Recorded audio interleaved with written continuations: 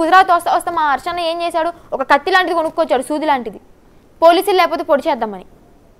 నాతో నా కళ్ళ ముందు మాట్లాడుకున్నారు, నాకు చూపించారు కూడా వెపన్. అది ఏది అఘోరీ గారి పైన దాడి చేసే ప్రయత్నం. నన్ను పంపించకపోతే ఎదురు తిరిగితే పొట్లో పొడి చేద్దామని చెప్పి అది కొనుక్కొని వచ్చారంట. చూసారా, మిమ్మల్ని పొడి చేయడానికి ఒక కత్తి కూడా తెచ్చారంట అఘోరీ అమ్మ.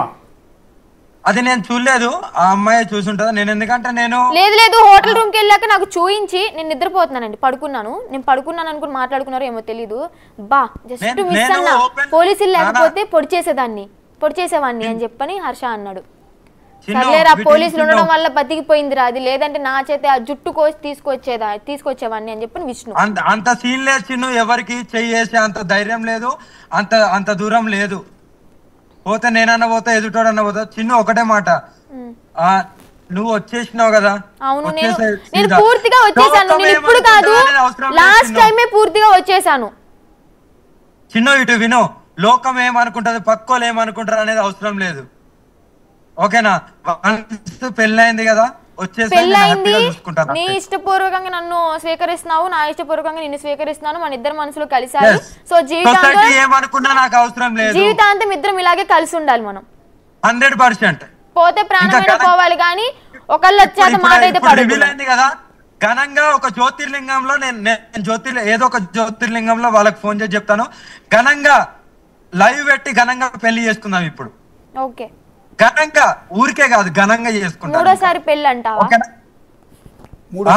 మూడోసారి పెళ్ళి అంటావా? మూడోసారి. వన్స్ టెంపుల్, అమ్మవారి టెంపుల్ దగ్గర అయింది మాకు, పసుపు కొమ్ముతో పసుపు తాడు వేసారు. సెకండ్ మా ఇంట్లో వాళ్ళ దగ్గర చైన్ వేసారు, గోల్డ్ చైన్. ఇప్పుడు ఏదో ఒక జ్యోతిర్లింగంలో నేను ఇప్పుడు కాల్ చేస్తాను. జ్యోతిర్లింగం ఎక్కడైతే బాగుంటది అనేది నేను చూసుకొని నేను ఆ జ్యోతిర్లింగంలో వాళ్ళకి నేను కాల్ చేస్తాను. నేను ఇలా వస్తున్నాను అని చెప్తాను.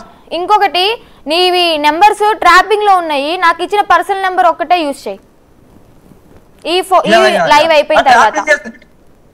ట్రాపింగ్ చేస్తే పెద్ద మ్యాటర్ ఏం కాదు. మంగళగిరి పోలీసులు కూడా సార్, నేను కంప్లైంట్ ఇచ్చి వచ్చేసాను కదా, ఇటు వినండి ఒకసారి. నేను కంప్లైంట్ రాసి వచ్చేసాను, ఎవరు బలవంతం లేదు, నా ఇష్టపూర్వకంగా అఘోరమ్మతో ఉండడానికి వెళ్తున్నాను అని.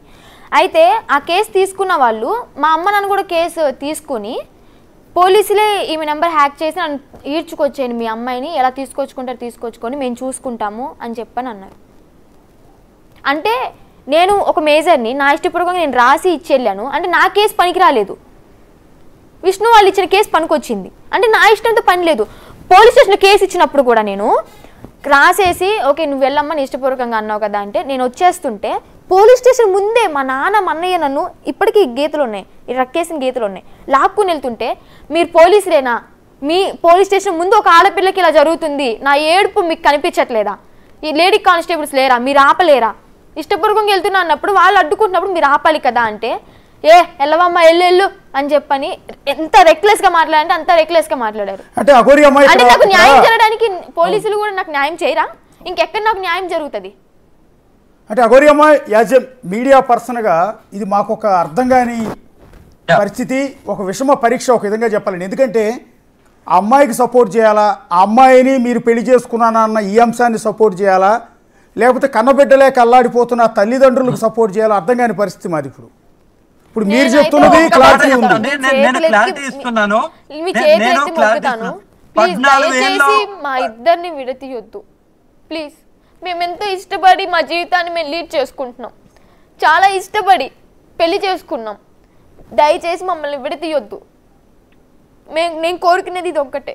జనాలు ఏమన్నా అనుకోండి, మేము ఇష్టపడ్డాం కాబట్టి మా లైఫ్ మేము లీడ్ చేసుకుంటాము, మేమైతే కలిసి బతకాలని అనుకున్నాం. దయచేసి మా అమ్మ నాన్నకైనా కానీ ఆ విష్ణుకైనా కానీ ఏ కంప్లైంట్ ఇచ్చిన పోలీసులకు కానీ ఇంత కూడా పట్టించుకోలేదు కాబట్టి పోలీసులకు మరీ గట్టిగా చెప్తున్నాను, నేను ఇచ్చిన కంప్లైంట్ మీకు పనికి రాలేదు, విష్ణు మా అమ్మ నన్ను ఇచ్చిన కంప్లైంట్ పనికొచ్చింది కదా మీకు. అంటే మీరు అంటే తప్పు చేస్తున్నారా న్యాయం చేస్తున్నారా మీకే తెలియాలి, మీరు అక్కడ ఏం జరిగింది మాటలు అనేది నాకు తెలియదు కాబట్టి పోలీసులు మీకే తెలియాలి కాబట్టి మీరు ఏం చేయాలో చేయండి. నేనైతే నా ఇష్టపూర్వకంగానే వచ్చాను, నాకు ఎలాంటి మందులు పెట్టలేదు, పసర్లు పుయ్యలేదు, వశీకరణ జరగలేదు. వశీకరణ జరిగింది అంటే అది నా ప్రేమ వశీకరణే, నేను నా ఇష్టపూర్వకంగానే వచ్చాను. మా ఇద్దరిని దయచేసి విడతీయొద్దు, ఒకవేళ విడతీసినా కూడా